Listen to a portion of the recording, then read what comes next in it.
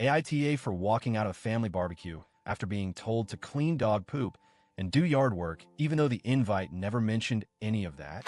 Last Thursday, I got a message from my ex-wife. It wasn't weird. We co-parent our kids and occasionally see each other at family gatherings, especially since her stepdad, who's fairly chill, hosts a lot of them. This time, she invited me to what she called a family barbecue at her stepfather's house scheduled for the weekend. I figured it would be a good opportunity to show some goodwill, catch up with a few familiar faces, and let my girlfriend meet some of the extended family in a casual setting. So I agreed. Wanted to be helpful. I didn't just show up empty-handed. I brought a pack of quality sausages, made a potato salad and a pasta salad from scratch, the kind of stuff that usually gets compliments. Since the forecast looked sunny and warm, both my girlfriend and I dressed for the occasion. Casual summer clothes, clean shoes, sunglasses, that kind of thing. Nothing fancy, but certainly nothing we'd want to get dirty.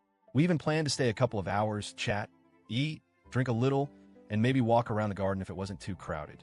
Nothing in the invitation suggested anything other than a regular social barbecue. As soon as we arrived, something felt off. We were barely through the gate when one of the hosts, my ex-wife's stepdad, greeted us with a cheerful, "Hey, glad you could make it.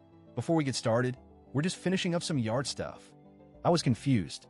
I asked what he meant, and that's when he told us that before we could enjoy the barbecue, everyone was expected to help with a few tasks first. Those tasks? First, clearing the patio of dog poop from dogs that weren't even mine, and second, clearing a corner of the garden where he wanted to install a greenhouse the following week. Apparently, they needed the bushes trimmed, debris moved, and ground leveled. I thought he was joking. I laughed and said something like, "I didn't bring a shovel, and I'm not exactly dressed for landscaping." He wasn't joking. Neither was anyone else. In fact, a couple of people gave us looks, and my ex chimed in with, "It won't take long. Just pitch in a little." I stood there, holding a tray of food, in clean summer shoes, while people in cargo shorts and work gloves started handing out tools. At this point, I calmly stated that we weren't prepared for yard work and had expected, a barbecue, not unpaid manual labor.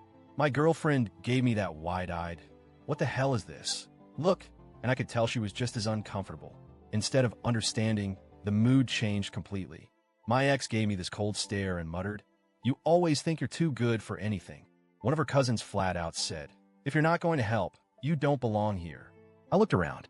Most of the guests were already in the backyard, in full yard work mode. It was clear that this wasn't an optional help if you want situation. It was more like contribute or leave. I didn't raise my voice or argue. I just said, "All right then, we'll head out." We left the food on the patio table, said a polite goodbye, and walked back to the car. I could hear someone say "typical" as we left. We ended up at this quiet little country pub with a garden view. Had a nice drink, shared a burger, and enjoyed what turned out to be a lovely afternoon. My girlfriend thanked me for handling it calmly. She said she would have felt super awkward digging around in a garden in sandals and a sundress. I didn't think much about it after that, until I got home. That evening, I started getting tagged in passive-aggressive social media posts. Things like some people just can't handle a little hard work, or barbecue freeloaders in their fancy shoes.